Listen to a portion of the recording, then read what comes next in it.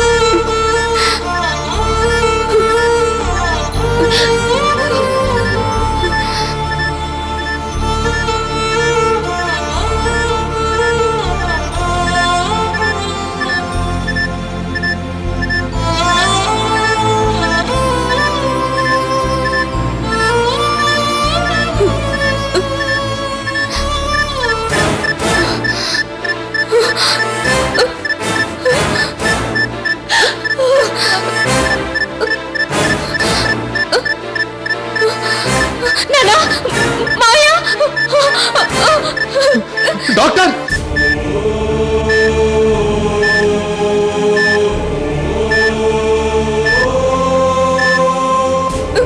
Doctor doctor చూడండి, మీ దండం పెడుతున్నా, మా అల్లుడిని కాపాడండి. Just wait.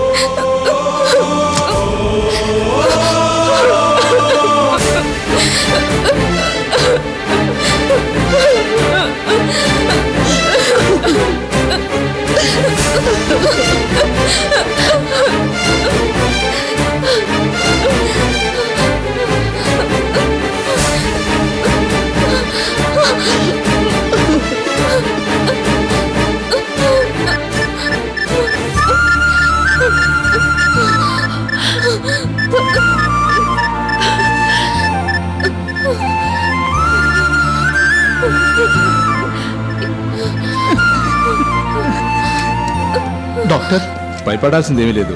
By God's grace he's out of danger. Thank you doctor. అమ్మ నాగేశ్వరి, రామ్మ కాసేపు కూర్చో.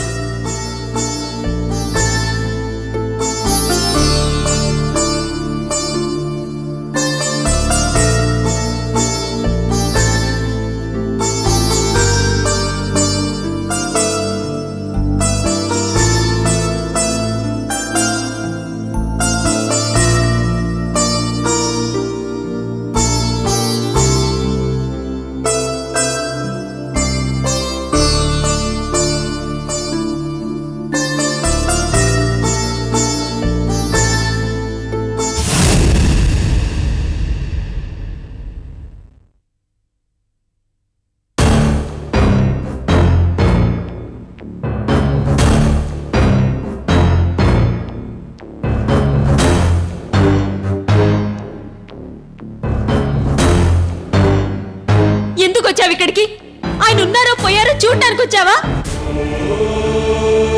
మా ఫ్యామిలీ మొత్తం సుఖంగా సంతోషంగా ఉంటుందని చెప్పి జీవ సమాధి అయిపోయాడా పెద్ద మనిషి. కానీ ఇప్పుడు ఏం జరిగింది? నా మాంగళ్యం ఉంటుందో ఊడిపోతుందో తెలియకుండా చేశారు. నా భర్తని ఓ దుర్మార్గుడు కర్కశంగా గొంతు కోస్తూ ఉంటే మీ దైవం ఏం చేసింది? ఆపిందా? ఎందుకయ్యా మీరు మాకిలా అనుక్షణం నరకం చూపిస్తున్నారు? వద్దు, మీరు వద్దు, మీ దైవం వద్దు. నా కళ్ళు ముందు ఇక్క కనిపిస్తే నేను రాక్షసురాలు అయిపోతాను. వెళ్ళిపో ఇక్కడి నుంచి, వెళ్ళిపో.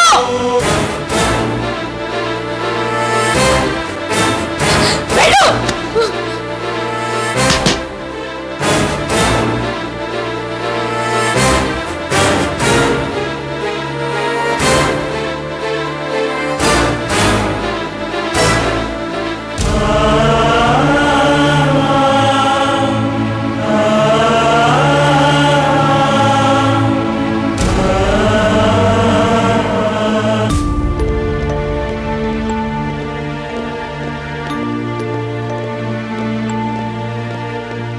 సిద్ధార్థన్ చంపబోయిన పాండ్యన్ని ఎవరో అతి దారుణంగా చంపారు.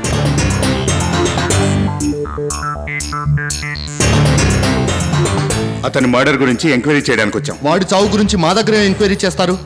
అతను మీకు శత్రువు కదా. అతని మర్డర్కి మీకు ఏమైనా సంబంధం ఉందేమో తెలుసుకోవాలి కదా.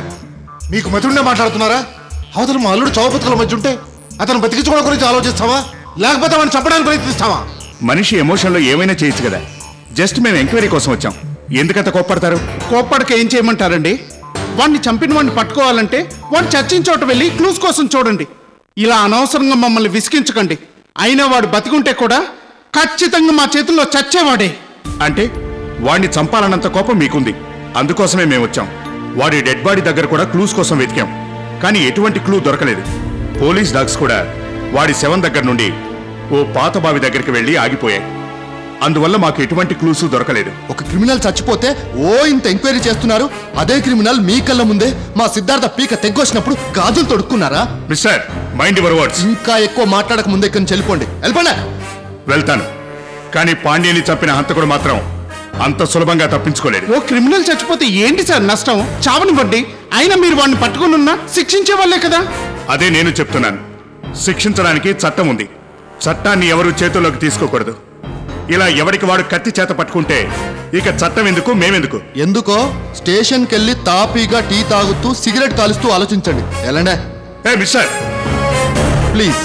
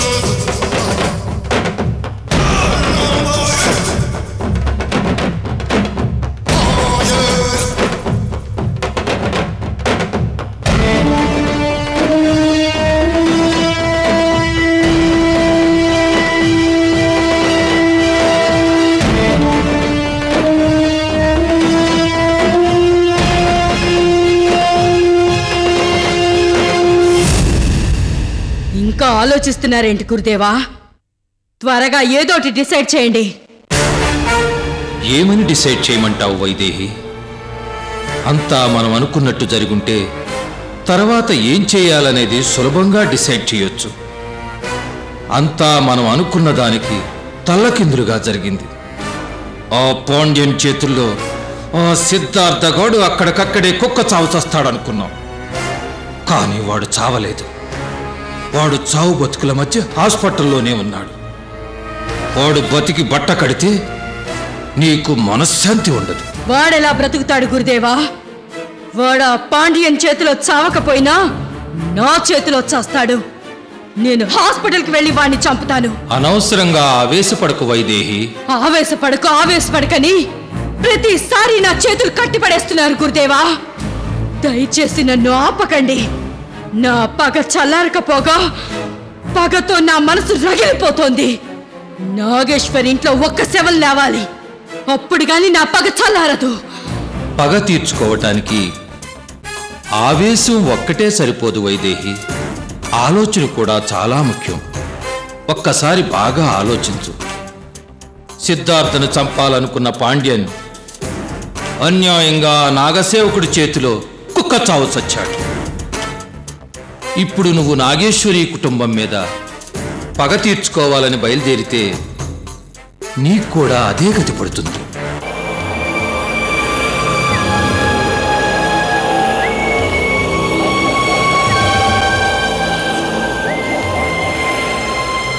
ఇలా చావు భయంతో చేతులు ముడుచు కూర్చోవాలంటే నాకు అవమానంగా ఉంది గురుదేవా.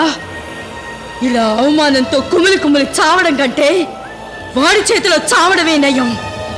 వెళ్తాను. వాళ్ళు చావడమో నేను చావడమో ఏదో ఒకటి తేల్చుకుంటాను.